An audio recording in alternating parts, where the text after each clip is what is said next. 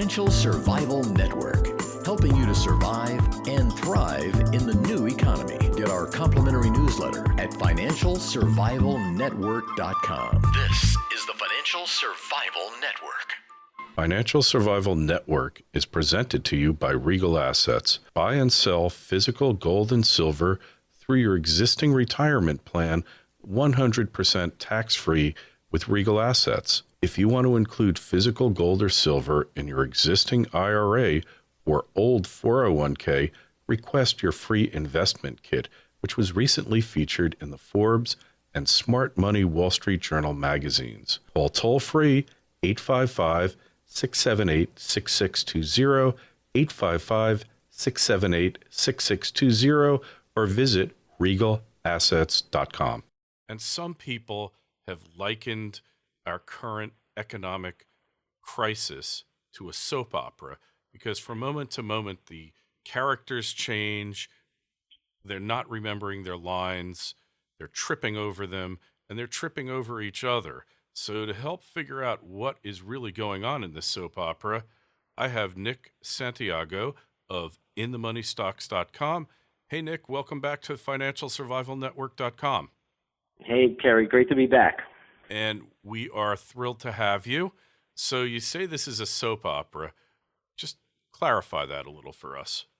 Well, from one day to the next, you really don't know what's going to be said out of the central banks around the world, whether it's the ECB, the Bank of England, the Bank of Japan, the Japan Central Bank, or the Federal Reserve.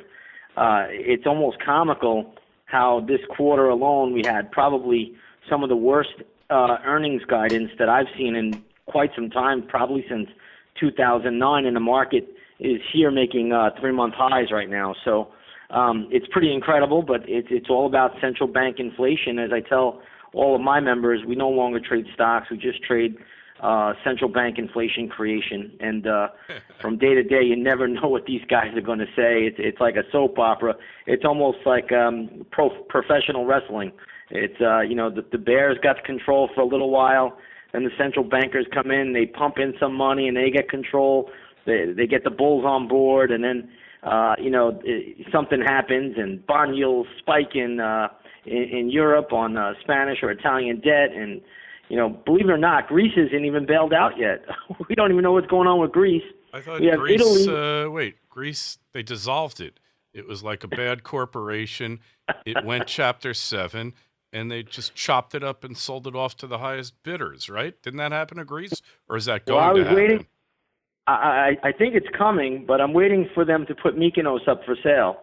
So it's kind of comical. We're not done with one problem here. And I just got back from Europe about 2 weeks ago, and the people over there are just so fed up with the bankers. It's incredible.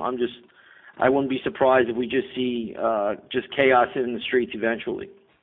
Yeah, well, you've got to feel like, at some point in your life, you feel like you're working for the government and the banksters. You're not working for yourself anymore. Your existence depends on these ne'er-do-wells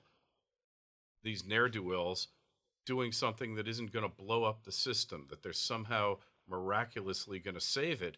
And I don't know about you, but I'm getting to the end. I don't think there is any saving it. And they do this kabuki dance that in the final analysis, they don't really get anything done, do they? Well, it seems that is the case, and it's been proven that is the case. The irony here is, can we survive and can we make money off of it? And that's what we need to do as a trader. And right now, people should start to eye gold again very, very soon, because that's coming into a major time cycle where you want to own the precious metals again. This is really only real true form of protection as far as I'm concerned. Yeah, and maybe you never really wanted to stop owning them in the first place, right? Well, without a doubt. I've never sold a single ounce of gold bullion or silver bullion, even in this downturn, and now I'm getting ready for the accumulation phase once again. Yeah, well, it certainly looks like we're getting closer. If you look at the chart, which I'm not a big chart watcher because I've been in this move for the long term, but the chart is bouncing along that resistance line. It's really interesting. Even somebody like me, who is probably one of the worst traders ever put on the planet, I can see that line and I can see that gold and silver, they just don't want to go below it, do they? Well, they're holding up like rocks, and we've been in basically, you could say a one-year correction for gold. I mean, it topped out basically last September. We're coming up into a one-year cycle, and I think gold will have a low this fall. I don't think it even goes that much lower from where it is. So, and it's holding up. It looks somewhat resilient. I have not been bullish on gold and silver, as you know, as I've been on your show already, and I said Sure. the fall season is when I'm going to be looking at it, and so far so good. But I mean, this is not much. This is just a normal correction for anything that's had a 10-year bull run. Yeah, and the market, as we both know, always seeks to frustrate the maximum number of participants. And when it hit 1950 last summer, everyone was thinking it was going to the moon. It can only go up from here. This is the move we've been waiting for. And yet, what happened? Well, it hasn't pulled back all that much. What could you say? I mean, this thing has been resilient for the most part. I mean, if you look at a monthly chart, considering where we were, the price was sitting in 2001 when you're trading at $250 an ounce of gold. But what traders need to just see is that we never, ever had that parabolic move. And on a trend like this, these trends just don't go away that easy. This is a strong trend. The monthly chart still looks, somewhat dynamic on gold. Even if we do trade lower from here, if we even went to 1450, the pattern is still well intact. And I think we're coming into a cyclical time now, especially in the fall season, or maybe even later this year, where the central bankers, if and when they do act, and there's euro bonds or there's more stimulus created by the central bank of the United States called the Federal Reserve, gold is going to take off again. And, it could easily go back up to those old highs and surpass that in a heartbeat. Now, you've heard people saying, though, there won't be a QE3. They can't do it. The market dollar is just going to tank. What's your feeling about that? Well, I'm bullish on the dollar right now. I'm bullish probably for a fair amount of this year till the remainder of the year, but I will not be bullish on the dollar next year because they're going to do it. That's all they can do. That's what they know how to do. That's the ace card in the deck is another quantitative easing or stimulus. Even if they don't call it quantitative easing, maybe they'll use some other form of transformational vocabulary. But they're going to do some sort of stimulus. I agree that inflation is running wild already. Just since the dollar's pulled back over the last couple of weeks, you could just look at the price of gasoline. I don't know if you follow the ETF called the UGA, United States Gasoline Fund, but this thing was trading down at $45 a share in basically mid-June, and now it's all the way back up to $58. It's going back up to its April high, and this is something in real terms, everyday people have to pay for gasoline. And, President Obama wants to know why gasoline's going up. You just look at the dollar. If the dollar goes down, gasoline goes up. If the dollar goes up, gasoline goes down. The world's reserve currency. But, Nick, there is no inflation. It's 2% according to the numbers that the government's releasing, that the Fed's releasing. Are you telling me that they're not telling us the truth? Is that what you're trying to tell me? That our government would actually lie to us? I should say your government, because I don't feel like it's much of mine anymore. But you really think they'd be lying to us about this? Well, all you have to do is just look at a country like India, look at a place like China, Brazil. Look at them; they're screaming and about inflation. If the world's reserve currency is the dollar, it's telling you that inflation is high. You don't have to look here. Inflation is not showing up in their forecasts or their metrics that they use simply because we have such high unemployment. It's going to be disguised and masqueraded. It's not going to be seen.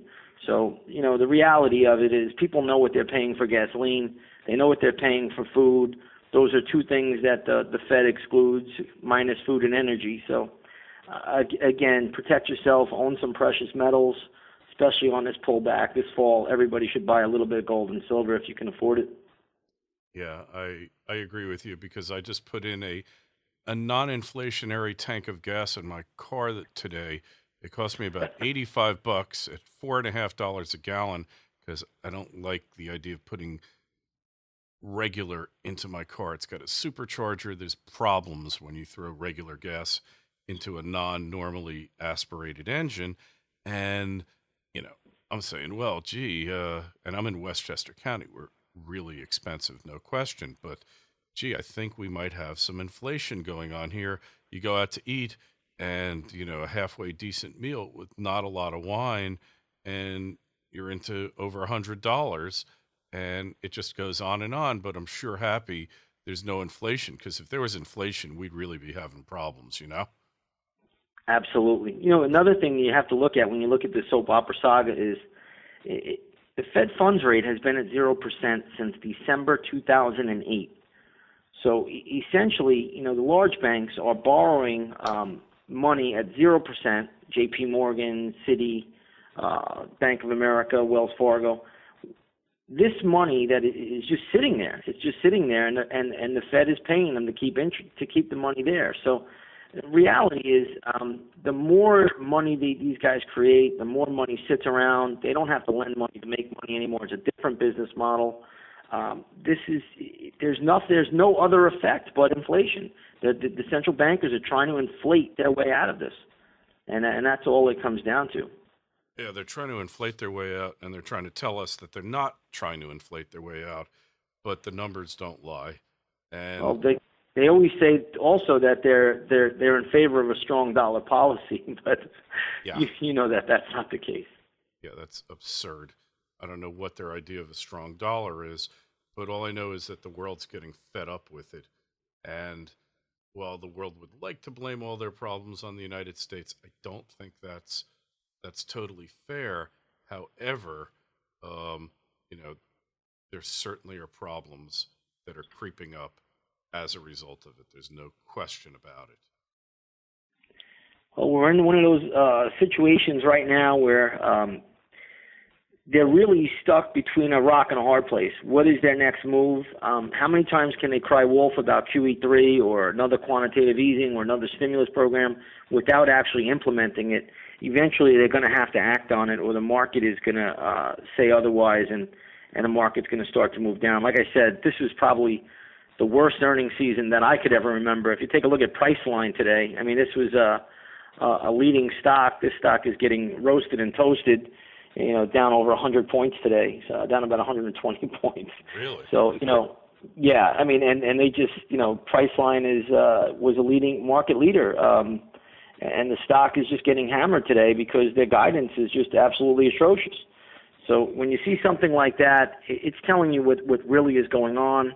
And on the bigger scheme of things, the market's again scratching out a positive gain today, and the volume is just atrocious in the market. I mean, people would rather, go out and buy, some pebbles and rocks than buy the stock market right now. I mean, it's just an anemic volume traded market right now, and it just shows you the disgust that's going on out there with people. And when they see these MF Global debacles and these high frequency trading mistakes and everything else, it's just putting a black eye under this market, and it's just amazing. But the market's staying afloat because of the words of a few central bankers. Yeah, when you see those MF Globals, and then you see the silver market rigging, and it's obvious that the CFTC is going to do absolutely nothing. Done reports on it. There's no question. And Yeah, in my mind, is there any question in your mind that there's that there's gambling going on in this establishment? For real. You know what it comes down to is that the arrogance is at an all-time high. I mean, that's really what it comes down to. Nobody cares anymore if they're caught or not. It just seems like if you're a big shot, the arrogance is at an all-time high, and that's where we are at this stage of the game. And if you're caught, you just say you're sorry, slap on the wrist, a nuisance fine of $100 million or a couple $100 million, and life goes on, right? That's it. And in the interim, if whatever your fine is, you already made 20 times that prior. So it's just the cost of doing business to these guys. Yeah, no question about it. So, Nick, find out more about you, read your blog, sign up. Where do we go? come right over to inthemoneystocks.com. We offer a 7-day free trial carry to our intraday stock chat, also to our research center. You get all of our cycle work. You'll get all of our nightly setups. Everything is there. Try it out, 7 days. You have nothing to lose. Most people that come in, they wind up staying with us. Excellent. All right. Well, Nick, we'll talk to you in a while. Thanks for coming back on FinancialSurvivalNetwork.com to hear this interview as well as others we've done with Nick and various financial luminaries around the world. FinancialSurvivalNetwork.com. Nick, be well. We'll talk to you soon. You do the same. Thank you.